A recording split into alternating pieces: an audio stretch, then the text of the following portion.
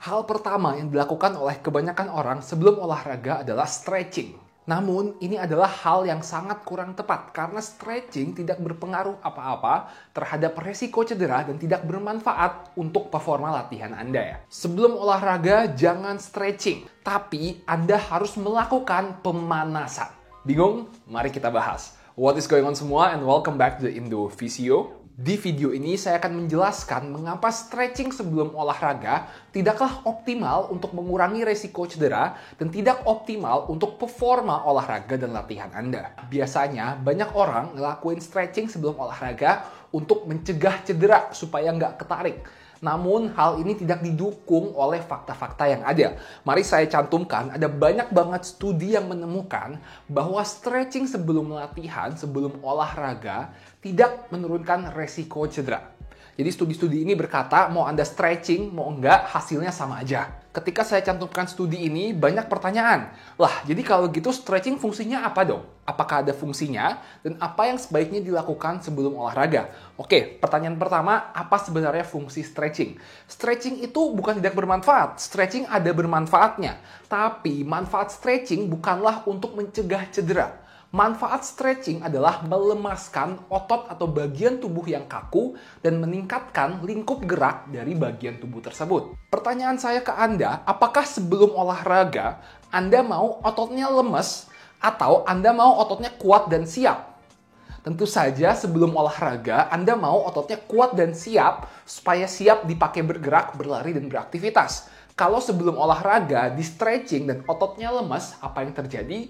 Yang terjadi tentu saja lari Anda, loncatan Anda, dan pergerakan Anda bakal kurang optimal. Karena ototnya dilemesin, dirileksin. Nah, jadi semoga udah jelas kalau sebelum olahraga jangan melakukan stretching. Stretching yang saya maksud di sini adalah static stretching di mana Anda menahan suatu posisi dalam waktu yang lama. Berikut adalah contoh-contoh static stretching yang tidak disarankan sebelum latihan.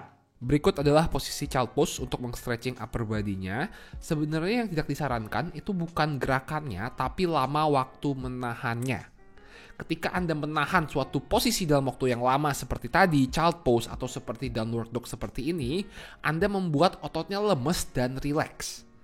Jadi sebenarnya gerakannya nggak ada masalah, tapi waktu menahannya yang jangan lama-lama seperti ini. Kalau Anda menahan suatu posisi lebih dari 10 detik, yang ada ototnya bukannya malah kuat, malah siap, malahan lemes. Nah, ini juga nih orang sering ngelakuin kayak gini sebelum latihan biasanya. Ingat gerakannya sebenarnya nggak masalah, tapi jangan ditahan dalam waktu yang lama seperti ini. Sama dengan ngangkat kaki seperti ini ya. Kalau mau ngelakuin boleh, tapi jangan ditahan lebih dari 10 detik.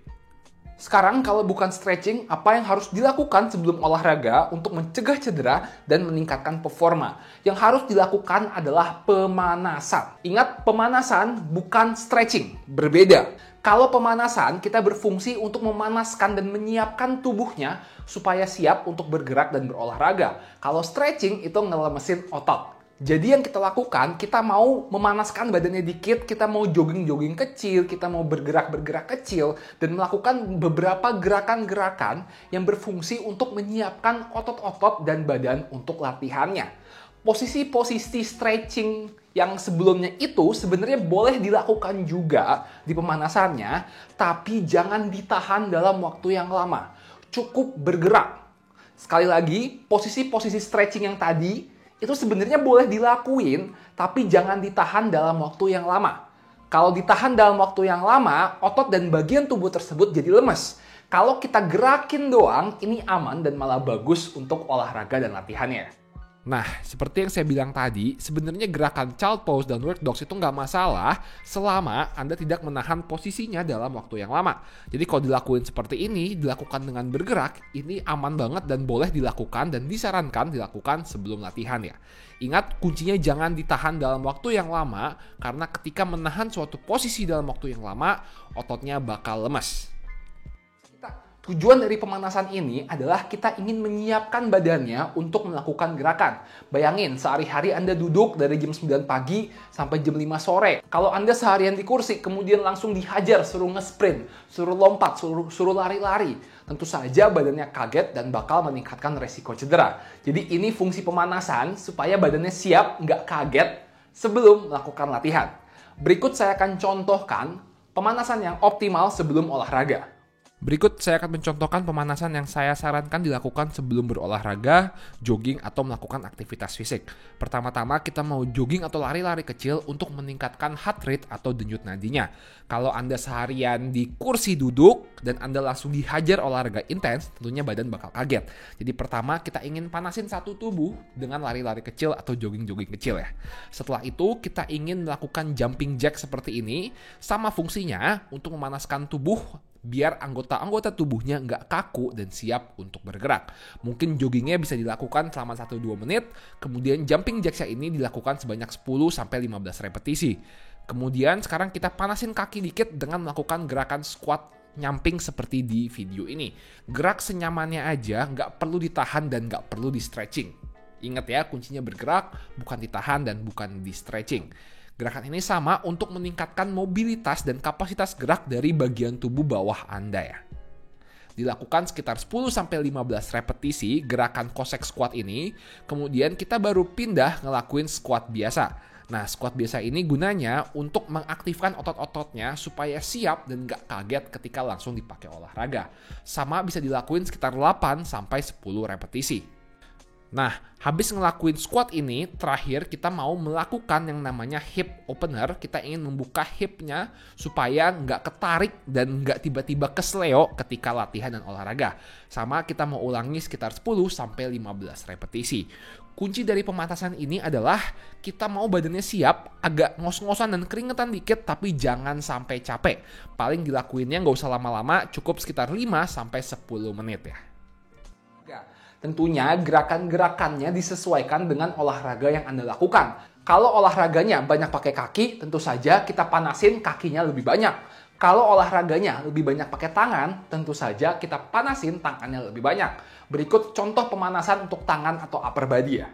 Berikut adalah contoh pemanasan untuk upper body kalau Anda ngelakuin aktivitas dan olahraga yang banyak menggunakan bagian tubuh atas.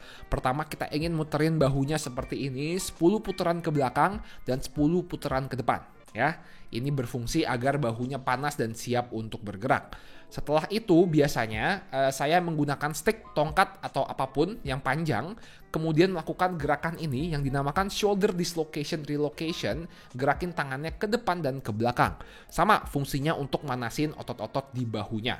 Nah, kalau udah lumayan panas, baru kita tambahin pergerakan dari pinggang ke atas ke bawah, biar pinggangnya nggak kaku juga dan siap untuk bergerak. Ingat, kuncinya bukan ditahan, bukan di stretching, tapi pergerakan. Ya, bergerak senyamannya, jangan dipaksa. Semakin Anda bergerak, dia bakal semakin lentur.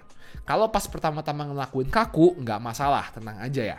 Nah, sekarang kalau udah gerakin depan belakang sebanyak 10 repetisi, kita muter seperti ini sebanyak 8-10 repetisi juga. Muter ke kanan, kemudian habis 8-10 repetisi, diganti muter ke kiri. Gerakan ini sangat bagus untuk memanaskan otot-otot bahu dan punggung dan upper body atau bagian tubuh atas supaya siap melakukan gerakan, aktivitas dan mengurangi resiko cedera ketika berolahraga ya. Nah, sekarang apakah stretching ada gunanya? Tentu saja ada. Kalau otot Anda kaku, otot Anda sering pegel-pegel, di stretching bakal membantu. Dan saya juga menyarankan melakukan stretching setelah latihan. Misalnya habis latihan kaki, otot paha Anda lumayan pegel. Nah, boleh di stretching supaya mengurangi pegel-pegelnya ya. Tapi jangan dilakukan sebelum latihan. Oke, ingat intinya adalah bergerak, pemanasan, jangan dilemesin ototnya dan jangan di stretching sebelum latihan. That's it for the video. Thank you guys for watching. Don't forget to like, comment, subscribe, and I'll see you all in the next video. Peace.